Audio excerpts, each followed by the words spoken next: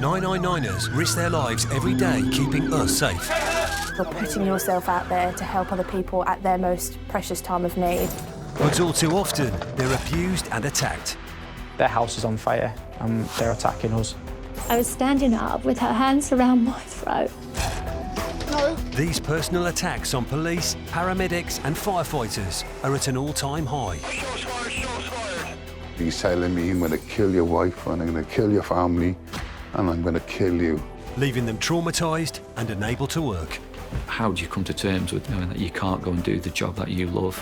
But while the violent criminals responsible are hunted down and brought to justice, our protectors fight to get well and back on the job. We kept people safe, we put away the bad guys. I'm not going to let some man ruin it for me. This is my future, this is what I enjoy doing.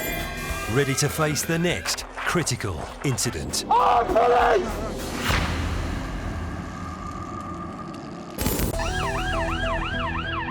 Coming up, Merseyside police make a shocking discovery. And on looking in the door pocket, right next to him, driver's seat, found a metal device. Tin does contain explosives and it is fitted with a fuse, so it's potential to cause a lot of injury.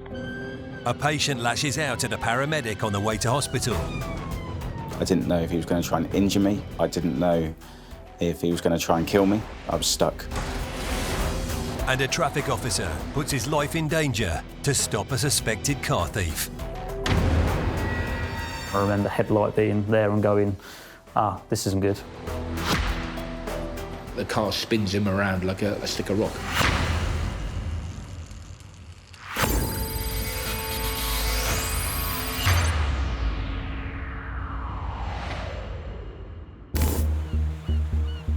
In 2017, Merseyside police dealt with a terrifying incident. And he's just pulled out the biggest silver handheld gun I've ever seen. He pointed it at you? Yeah. The tin does contain explosives, which could potentially cause very serious injury.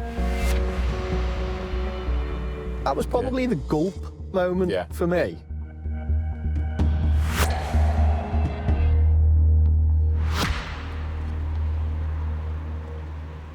PC Stuart Bratherton and Mark Patterson were on duty that day. They're part of the close-knit team stationed at Wallasey Police Station. On the intel briefing, we've got a number of named nominals who have been identified by intel as being involved in knife crime on the Wirral. This section, D block on Wirral, we're a proper bunch of brothers and sisters. We look out for each other. Catching criminals has always been the best part of us. Wear the black leather jacket and blue jeans, does appear aggressive. We both joined together back in early 1999, and we've been quite fortunate that we've both worked with each other for pretty much all of our career. We've both been stationed on response, on the Wirral, pretty much the whole of that time. Two very likeable characters. They're very old-fashioned in their policing style. They work very, very well together, and their local knowledge is extremely good. We're like a bit like husband and wife in work, really. You can't not kind of become big parts of each other's lives. Relationships, marriages, divorces, kids. I think with working with Stu and knowing Stu for the best part of 21 years, we know exactly how the other works and responds and the way we each do things. So you don't necessarily have to have that communication or conversation when you're dealing with an incident. It just flows. And these close bonds would prove crucial when Mark and Stuart had to deal with a very serious incident. We'd left the station on the day just to go out generally patrolling. So we were making towards that side of the Wirral anyway when the job came out. Not far from where the incident initially unfolded. A member of the public has called to say they've seen an armed male. He just pulled out the biggest silver handheld gun I've ever seen, and he pointed it directly at me. Listen, the gun you saw, what type of gun was it? What colour was it? Silver. Silver. Did it have a long handle, short handle? Got out of his car with it in his hands, raised it up, pointed it in through my windscreen. He pointed it at you. Yeah. The calls came in reporting a man with a gun threatening another man. Possession of what was described as a silver handgun or pistol. All right, can you just say no, we're on our way? All right, love. We're just on the phone to the informant now. He can still see the male with this firearm. We were around about here, weren't we, I think? Yeah. Close by. So where the actual incident took place on the promenade in West Kirby is a mile and a half away. We'd have activated the blue lights and the klaxons and made there on an emergency. Need to get there as quickly as possible. Mark and Stuart know they'll need backup from a firearms unit. As non-armed officers, Stu and I were dispatched to the area, but to go to an RVP, a rendezvous point, to basically sit off at a distance from where the incidents occurred, but ready for further instructions and await the arrival of the firearms officers. An RV point? Junction of Grange Road, please. Just on the left down here, wasn't it? We were aware that armed response were en route, but they were about 8 or 9 minutes away.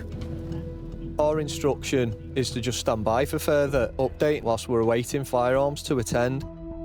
And then there was information about the registration, make, model, colour. The call came in saying it was that Ford Focus in black with a silver pistol on board. We're looking a bit more enthusiastically for it now. And because of the position we're in, I turn and I'm looking back up the hill because you can't see everything in the mirrors. And as I look up the hill, I see coming around the bend at the top of the hill, a car, same colour, same make, same model. And then as it gets a bit closer, it's the same reg as well. And I say to Stu straight away, Stu, it's here, mate, we've got it, it's behind us now. Yeah, there's a patrol in Norman's Green, it's just driven right past. With the firearms team still en route, Mark and Stuart must decide the best course of action.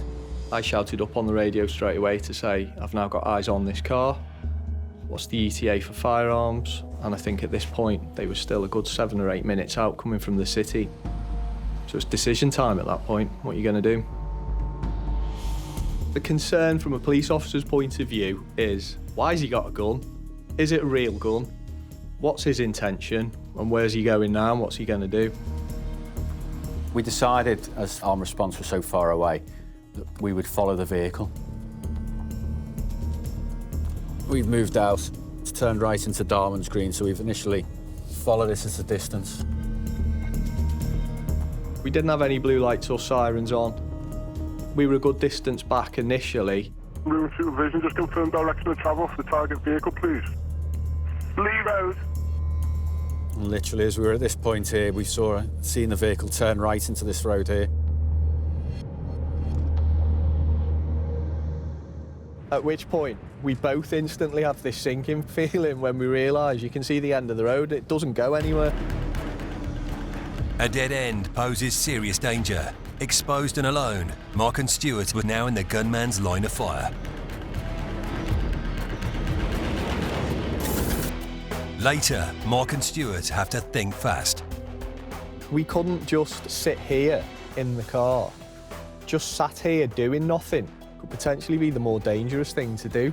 And they make another shocking discovery. The tin does contain explosives, could potentially cause very serious injuries.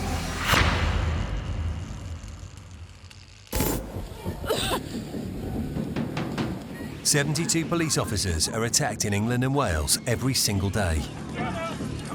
This means that every 20 minutes, somewhere in the country, an officer is being attacked. In this footage, a car has been stopped by the police because a child wasn't secured in a proper car seat. Calm yourself down, son. I am calm, please. Stop. No, you're not putting it on me. You're not putting it on me. But instead of cooperating, the driver violently lashes out, kicking PC Matthew Williams in the face. Put it on me. The offender then jumps out of the car, leaving the child with another passenger, and runs toward a second officer, PC Andrew Gilbert, punching him in the face as he arrests a second man. PC Gilbert suffered a deep laceration to his upper lip, which needed 14 stitches, along with a swollen and bruised left eye and further cuts to his face. PC Gilbert's colleague said in his statement that in 16 years of service, he'd never seen a more violent assault on a police officer. The driver admitted causing grievous bodily harm with intent to resist and prevent arrest, assault on an emergency worker, and criminal damage. He was jailed for 3 years and 19 weeks.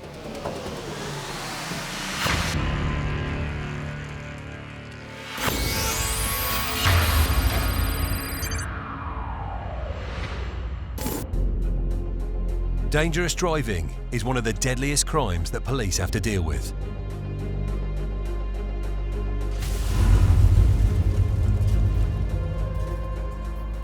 The biggest weapon we come across are vehicles. Not knives, not guns. And Kent traffic officer Pete Ormerod has spent his career trying to prevent lethal incidents.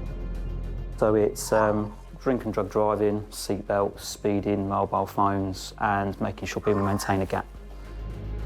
People more die on the roads than they are by murders, and it's trying to stop those crashes from happening.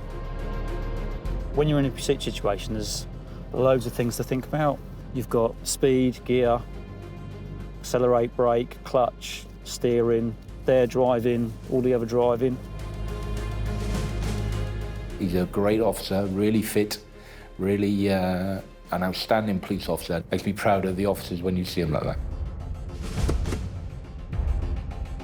I come out of college with a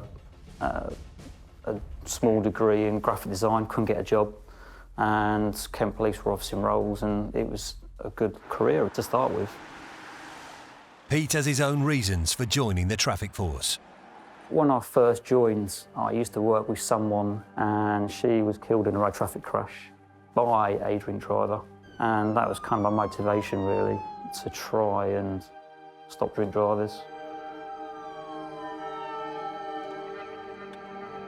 We do have our targets every now and then, the regulars who are disqualified driving, either drink or drug driving, we can target. And then night duty tends to shift a little bit, because obviously that's when crime mostly happens, from burglaries, car thefts, by keyless entry, stuff like that.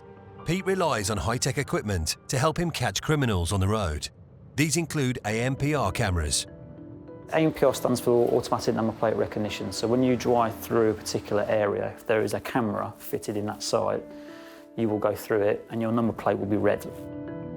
We just log into a system and then it basically updates itself via the internet. So essentially on the screen right now is the ANPR system. So every time we get a hit, it will flash up with a new vehicle. It may well be that we need to stop this vehicle because we need some intelligence on that vehicle. Anyone can add anything to ANPR for shoplifting. This vehicle's been involved in shoplifting, please stop. The locations aren't known and they can move, and we can have some of our cars sometimes have it fitted so they can be mobile units. It's essentially another tool in our armoury to try and reduce crime. This camera proved vital in a shocking event that has had a lasting effect on Pete. It was summer 2019 and Pete was on the night shift. It was my last night shift, and we had a few cars that were activating cameras in the county that were stolen. The particular vehicle was one of them. The car had gone through an area of Medway where a camera was static camera was, and the information was that it was taken from a car park at Merseyside train station. I was stationed with my colleague in Boxley Road in Maidstone, and we were just waiting to see what happened with this car and where was it going to go, where was it going to hit next, because it couldn't really leave Medway without pinging another camera. A dog handler was driving down Boxley Road and come across the vehicle and got behind the vehicle and activated his personal radio to say, yeah, I'm behind this vehicle, this is where I am, this is what I'm doing, and trying to get other assets and resources into place, because obviously it was a single crew with a dog, so it was a case of get further assets there to help with the stop. The incident described to me was a car that refused to stop for police, was being followed by a car in pursuit, and that Pete had got ahead of it. And we were at the top of Boxley Road in Maystones. We were kind of hoping he was going to come towards us, which we found out it was on the radio. So with the information that we had, just listening in and then thinking, well, we're in a stinger location as such. Let's start considering a deployment. A stinger is a device that bursts the tyre of any car that drives over it. Basically a bed of nails which deploys across the road. As you can see, these are the spikes, the hollow on the inside. Sit the stinger on the ground in the direction you want it. Get the cord out, and we've got to grab this rope literally as we deploy it out. So, and then the car will go over it, and then we pull it out of the way before the police car goes over it. Pete waited with the stinger for the suspect to pass. Boxley Road's quite a long, winding, rural road. It goes into a village and then goes straight into the town centre. Because obviously I put it on the floor thinking, we've got plenty of time to deploy it, set it up in a manner that's a little bit safer. And all of a sudden we get notified it's on a bridge. And the bridge was literally 20 seconds away from where I was. Because there's like two halves of your brain. There's like the front and the back. And the front contains all your training and the back contains all your instincts to survive. I'd gone too far over to the front where I've like, right, you're trained to do this, you're going to do something. And the balance of you need to be safe was overridden by the instincts to do something. With only 20 seconds to decide what to do, Pete chose to deploy the stinger. Seeing the stinger across the road, the driver tries to avoid it. When it came around the corner, the car swerved towards Peter and it hit him at high speed. Later, the car hits Pete, throwing him into the road. That vehicle on that time was like a weapon towards Peter. I remember the headlight being there and going, this isn't good. Coming up, two Merseyside police officers realise they're in a lot more danger than originally thought. Mail has confirmed the tin does contain explosives. It was confirmed that he'd filled it with shrapnel, so it was particularly dangerous. And an assault by a patient leaves a paramedic traumatised. I've been scarred, definitely been scarred. But he gains huge admiration from his colleagues. I would like James to know that we all admire him, we love him, we respect him. That's why we're all rooting behind him.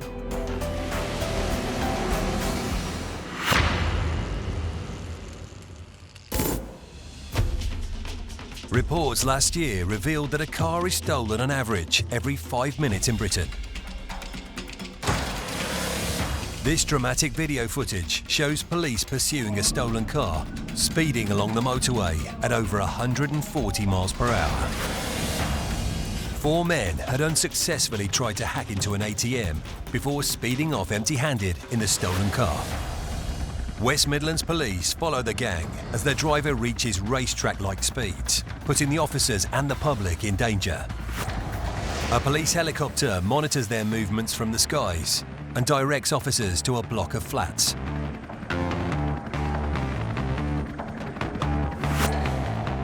Three of the occupants from the car are found hiding in an apartment. Another is hiding in dense bushes nearby. Thermal imaging cameras on board the helicopter dash his hopes of not being seen. And he is picked up by a dog handling team. When police search the flat, they uncover an address list of shops with cash points. All of the suspects went on to admit conspiracy to steal and aggravated vehicle taking. One was sentenced to 12 years in prison and another received 11 years and 6 months for this crime as well as other offences. The other offenders were sentenced to 3 years for the attempted theft of the ATM.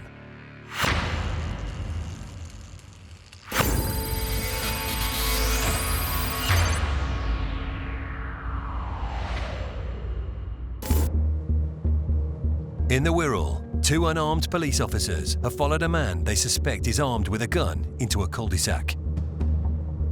At which point, we both instantly have this sinking feeling when we realise you can see the end of the road, it doesn't go anywhere. Mark and Stuart know they're in danger. The driver is alerted to their presence, and with backup still to arrive, they must handle the situation alone. Firearms officers are still en route, but Mark and Stuart know they need to take action. Stand your position now, mate. Observe only. If the vehicle approaches you, withdraw. We pulled up behind the vehicle, we activated our blue lights. We didn't know, is it loaded? Is it in his hand? What's his state of mind? What's he going to do next? We couldn't just sit here in the car. Just sat here doing nothing could potentially be the more dangerous thing to do. The driver has started to get out of the vehicle. We've had no choice but to intercept. Mark has stopped him, detained him, informed him of the reason why we've stopped him, thinking that he's got a firearm in the vehicle. And at this point, he's tried to get back into the vehicle to grab something. He was acting strangely. We weren't too sure, you know, what his actions or intentions were. He tried to reach into the car for something or get back into the car, so we had to restrain him, handcuff him. Got him secured in our police car, and things kind of snowballed quite a bit from there. With the offender in cuffs, Mark searches his car. Mark has recovered a silver firearm from the back seat of the vehicle. So I've returned to the police vehicle and I've cautioned him on suspicion of possession of a firearm. I started to have another look to make sure there was nothing else there that we needed to secure. Mark was about to make another shocking discovery. And on looking in the door pocket right next to him, driver's seat, found a metal device. Looked like a metal tin. It was very heavy. And there was like a piece of material coming out the side which appeared what we thought to be a fuse. Mark has found what appears to be a dangerous-looking homemade explosive. We've gone and actually spoke to him, asked him what it was, and his first reply to us was that it was a firework. The tin does contain explosives, and it is fitted with a fuse, so it's potential to cause a lot of injury. We're going to have to set up a cordon and could deploy some further patrols down, please. With no idea how dangerous the device is, Mark and Stuart need to act fast. We removed the guy that we'd arrested to custody, so we actually left the scene at that point, but things continue to evolve. We're now en route to custody with this male being arrested for possession of a firearm. He's also been further arrested for suspicion of possession of an IED under Section 4 of the Explosive Substances Act. En route to the police station, the offender makes a frightening revelation. Male has confirmed the tin does contain explosives. He's also put inside the tin shrapnel. There are multiple metal fragments used. Could potentially cause very serious injury. It was confirmed that he'd filled it with shrapnel, so it was particularly dangerous. The street is quickly evacuated and the army are called in. MOD ordnance were requested. Either the Army or the Air Force have their own bomb experts who we deploy, so we don't have any in-house who can deal with such devices. So we deploy the MOD and they come out and they literally take over. They couldn't even deal with the devices themselves hands-on. They had to deploy a remote control robot, and the device and the car was detonated in order to make it safe. That was probably the gulp moment for me. If MOD ordnance are on scene and they're not going to touch it, and these guys have got big kahunas and they're going to use a remote robot to do it, gulp. He just, made this device himself. It was homemade. It was full of shrapnel, sorts of metal pins and nails. It was quite a crude device, and if it had have gone off, it would have caused a lot of injury. I think it's only after the event, when you sit down and everything's done and you've done your bit and you start to decompress, that you think about the consequences and what could have happened and how dangerous it really was.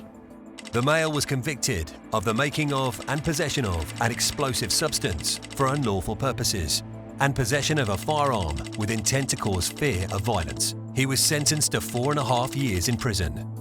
I think when you know that you've done the job, no one's got hurt, guns are recovered, explosives are recovered, a guy's in a cell, you go home and think, yeah, did my job today. And Mark and Stuart continue to do their job. Ambulance have been on requesting our assistance. Determined that their close brush with danger won't stop them from protecting and serving the public. Hello? It's the police. Shall we to brace it? And a few months after the incident, they were rewarded for their courage. Quite a shock, really. We received a phone call earlier on this year, and basically we were told by our federation that we'd been nominated by them and our chief constable for the National Bravery Awards. They took very quick and decisive action. They were exceptionally brave in what they did. A very worthwhile award that they've received. As a supervisor, I'm very proud of what they did. We went to Downing Street, we met the PM, met the Home Sec. It was a big deal and it was good, and we loved every minute of it.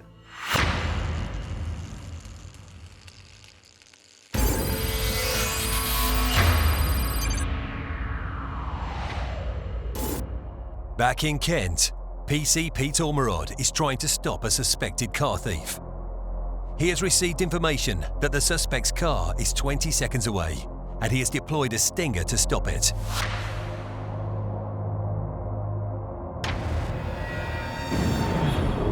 I remember the headlight being there and going, this isn't good. And got hit by the car. That vehicle on that time was like a weapon towards Peter. When it came around the corner, the car swerved towards Peter and it hit him at high speed. Then got thrown, hit the floor. The car spins him around like a stick of rock, you know, and he spins, and that's when he gets injured and breaks his leg. Miraculously, despite being hit at such a high speed, Pete jumps straight up. I remember my radio going nuts because I could hear the dog handler going, it's hit me.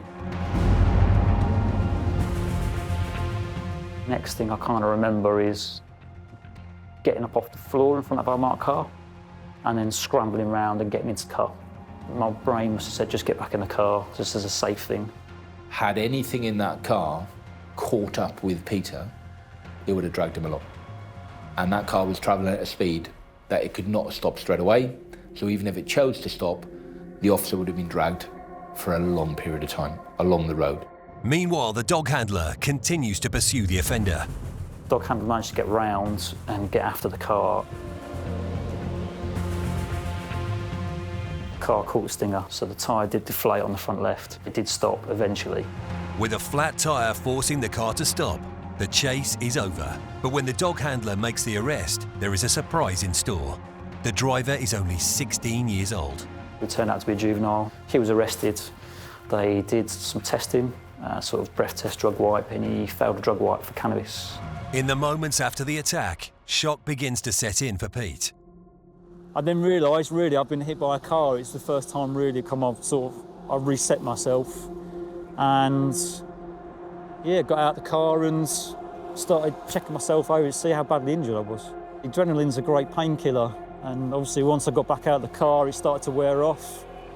And once it started wearing off, that's exactly when obviously all the pain started to kick in.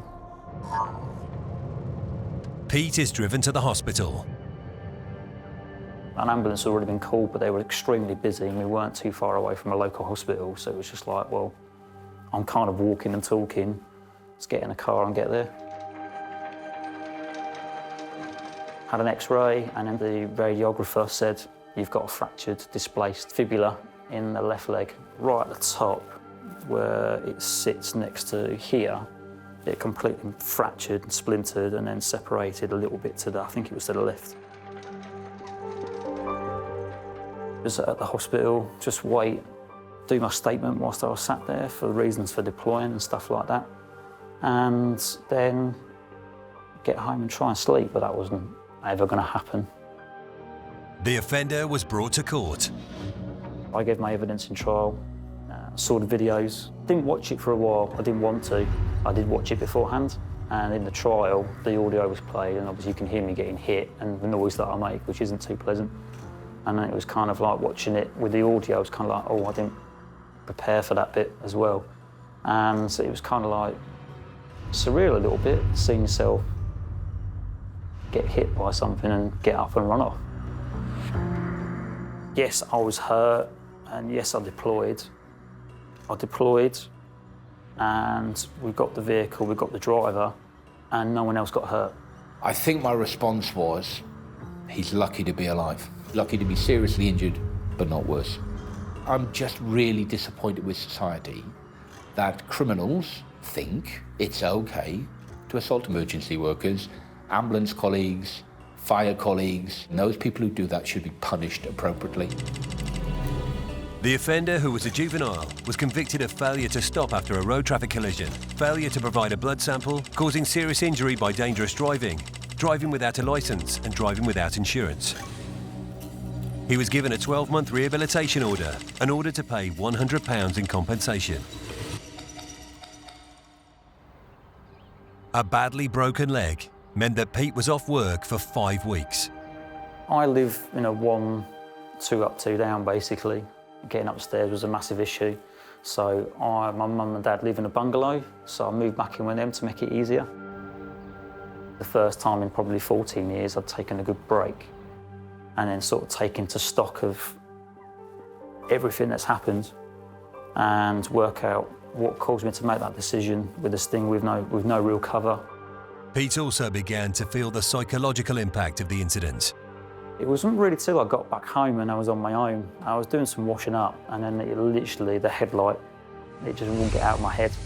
And all I kept seeing for the next sort of 2 hours was headlight, flashback.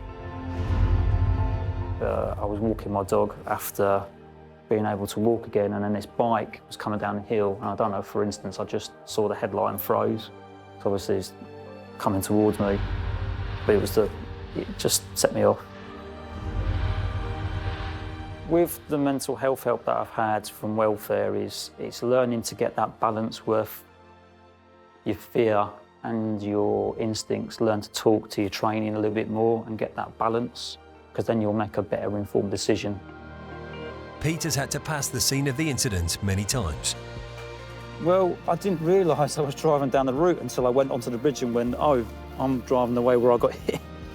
And it was actually on the way to a counselling session actually as well, which was a bit ironic. And I have gone through that route quite a few times since, and it's not bothered me too much.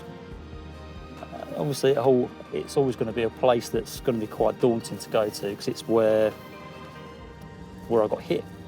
But it doesn't upset me as much as it used to. And it's also part of the healing process, I think, as well, where you visit somewhere where something traumatic happens.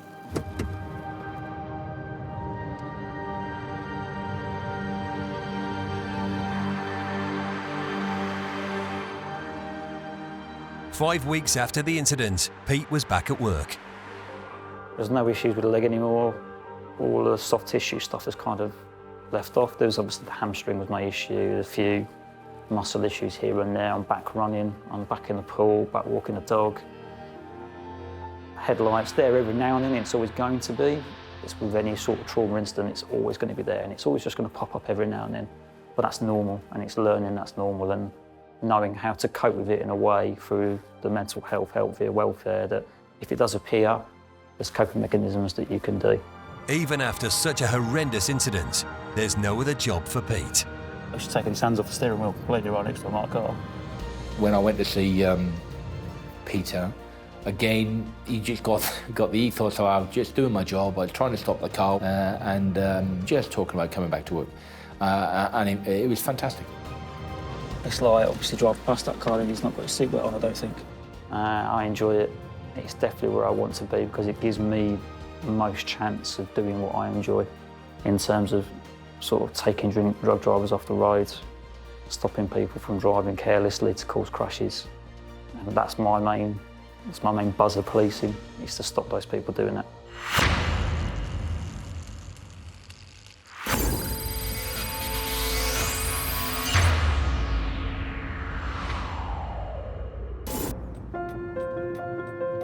Paramedic James Ryan's first patients were rather unusual.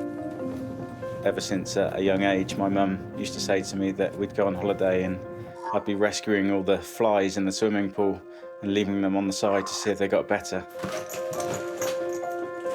Helping people, it's in the blood, and just being kind.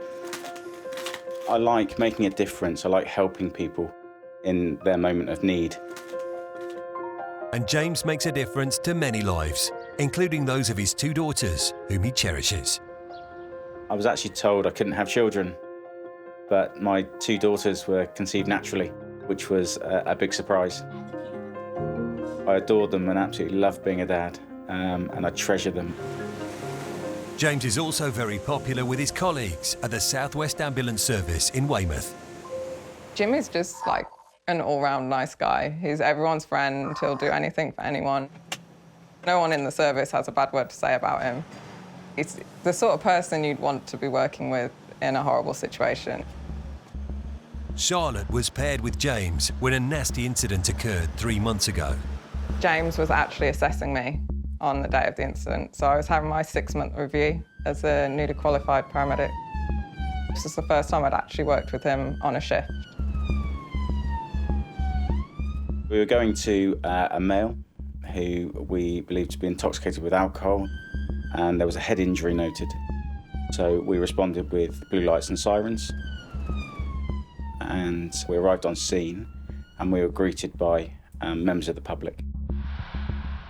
We managed to stand the patient, and he walked slightly unsteady, but to the ambulance. He did appear and definitely intoxicated with alcohol. It was his birthday and he drank quite a lot. He needed to go to hospital because he couldn't look after himself. I was driving and Jimmy was sat in the back with him, and that's kind of where it all went a bit pear-shaped. Initially, I was sat in the seat here, and my patient was sat in the seat here. We popped his seatbelt on, made him safe, and he asked a few questions and he kept repeating himself. So he could have been slightly concussed.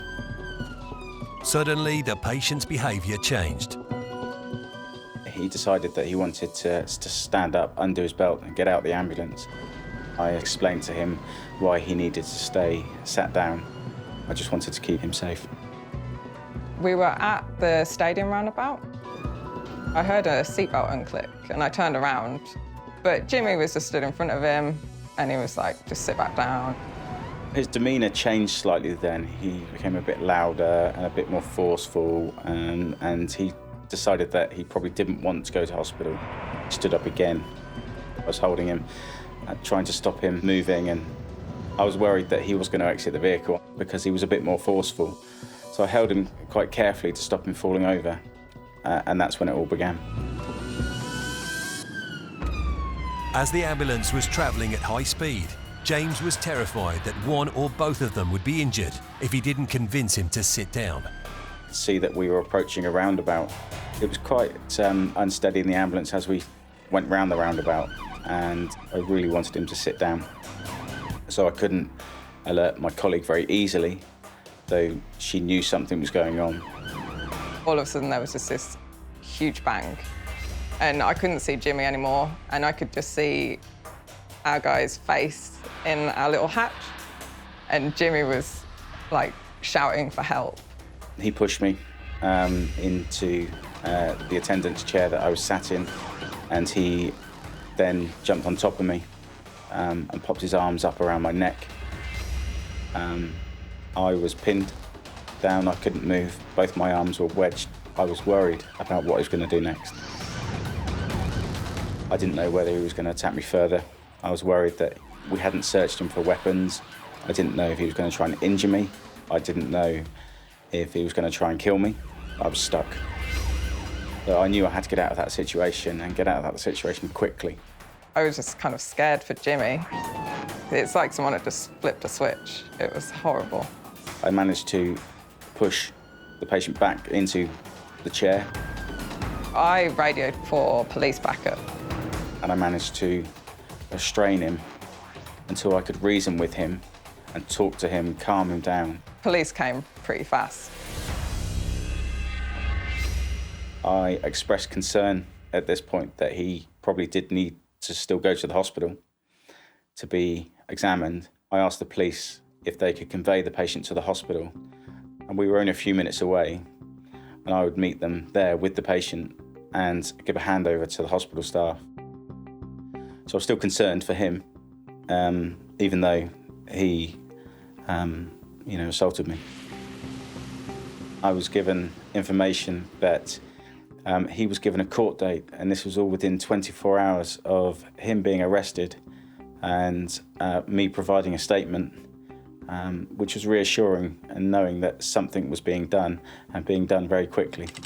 The offender pleaded guilty to assaulting an emergency service worker. He was sentenced to 8 weeks in prison and ordered to pay James £100 in compensation.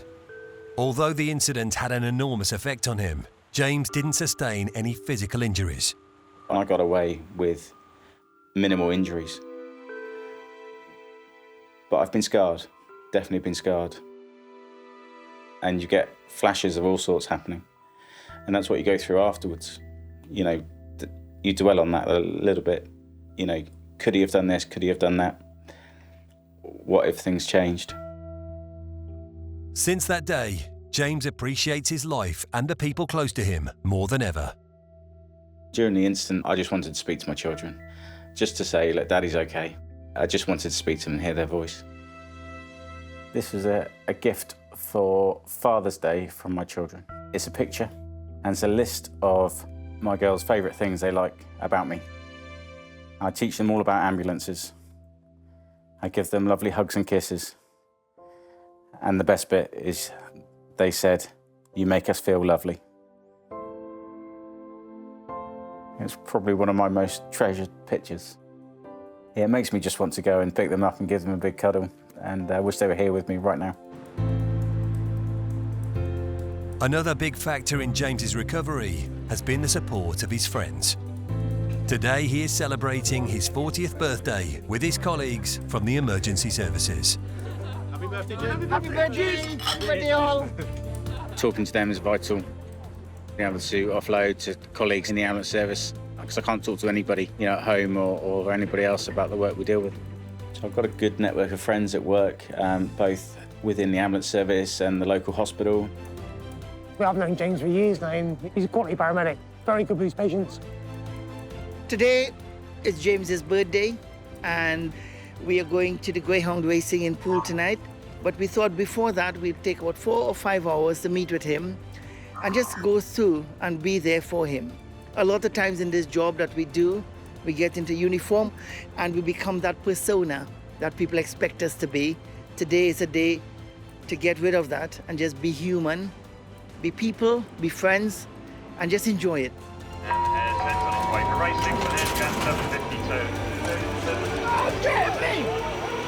We like to meet up. We support each other. We've all been through it in one way or another. Number three. Number three. You did it again. I would like James to know that we all admire him, we love him, we respect him. That's why we're all rooting behind him. Jimmy is just what everyone wants to be, just someone that can just close the book and just carry on. Hopefully, I could be like that one day. I'm just going to continue as I'm doing, won't dwell on what's happened too much, and just move on and carry on doing as I do and making a difference.